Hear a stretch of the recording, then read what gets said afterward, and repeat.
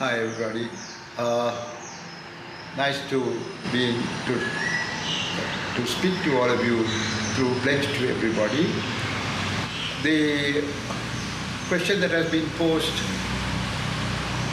of me is that what I have to say with regard to the economic development of the North and East and what problems we are faced with and how they could help us with regard to the regeneration of the economic situation of the Tamils. Well, this is a matter that is very important to the Tamils here who is left back in Sri Lanka, because lots of our people have left the shores of this island, and since the war was over, we have had lots of problems pertaining to economic development.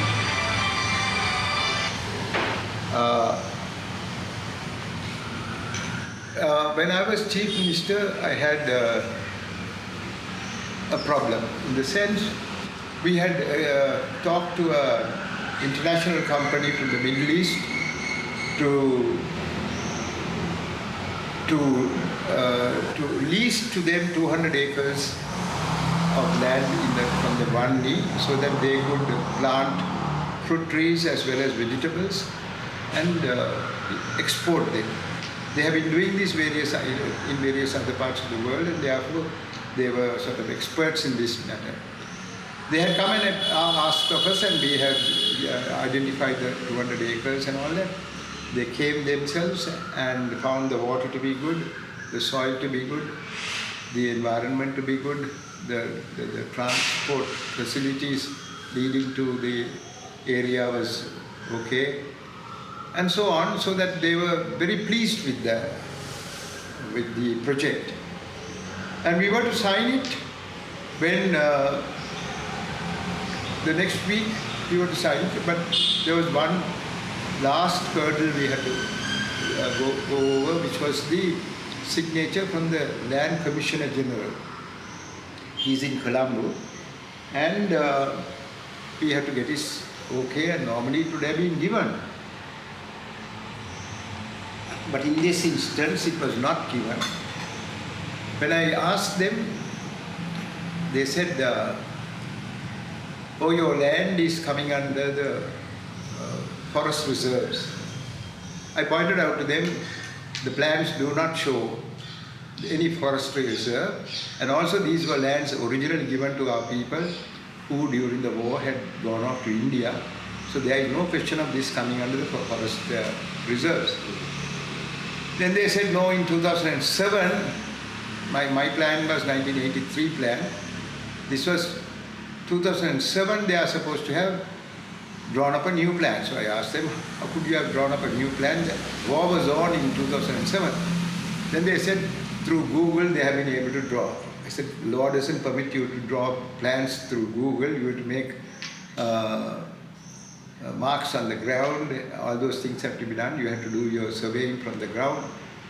But then they just went on saying things, but would not budge an inch. They didn't sign. So all the trouble we took in order to put this project into order, it's a project which would have brought in foreign currency for the entire island. So that's how it just fizzled through. So we have these sort of problems at so many instances. We have seen that whenever our people want to economically improve or develop, they give with one hand and take it away with the other hand, in the sense they will give you all sorts of hopes. We will do that, we will do this for you and all that. But at some point, they will scuttle the whole efforts that we make.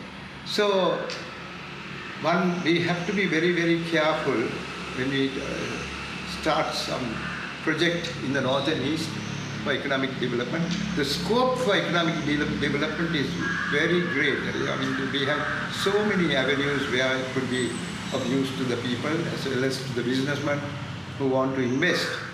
So, things like tin fish, fisheries is one area.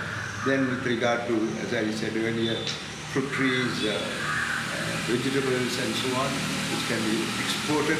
I remember meeting a person in Brussels once, a young boy.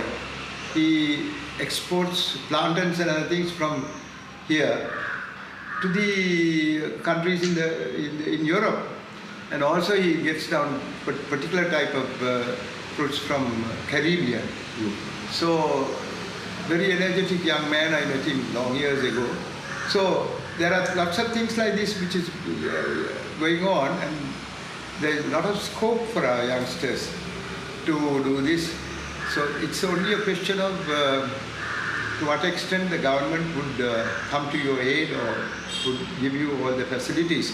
Personally, I am of opinion, I think the best bet at the moment is the President Ranil, though he is not showing much results with regard to whatever he promised us to the Tamil leaders, but still under him I feel that we may be able to make some headway. So let us do our best and try to discuss matters with the government and do as many projects as possible. Quite rightly, some of you have identified areas which are now being taken over by the government under various pretexts like archaeological excavations and so on. And those areas like Tenda Maravadi and other places need attention. Even in Nedunkerni and other areas, there are lots of things which are happening at the moment because temples, and they have not put their hands on churches yet. Temples especially, they are destroying and saying that there was Buddhist temple in those areas earlier and putting Buddha statues and so on.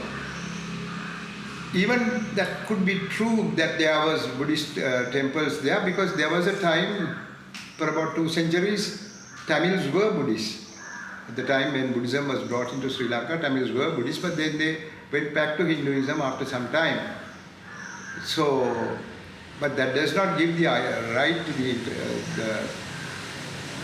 archaeological department to come and plant Buddha statues just because those areas are identified as former Buddhist places of worship.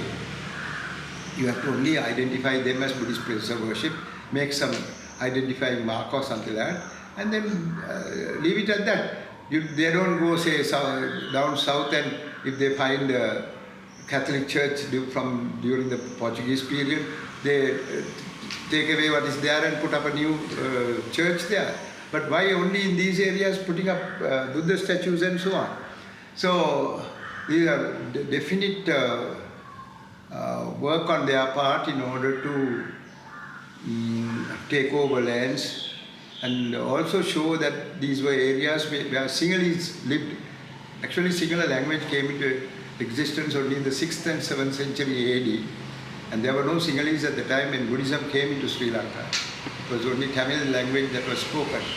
Now these are matters which is accepted by historians, but nevertheless the government is trying to make out that their language is over 2,000 years old and their culture is 2,000 years old and so on and so forth, which is not borne out by the historical evidence that we have. But that apart, there is certain amount of hegemonical attitude on the part of the government and the Sinhalese departments and other department heads, which is giving way to such aggrandizing activities in these areas. So let us hope all our brothers and sisters abroad become aware of this and help us in these matters to bring it to the notice of the international community as to what is happening in Sri Lanka.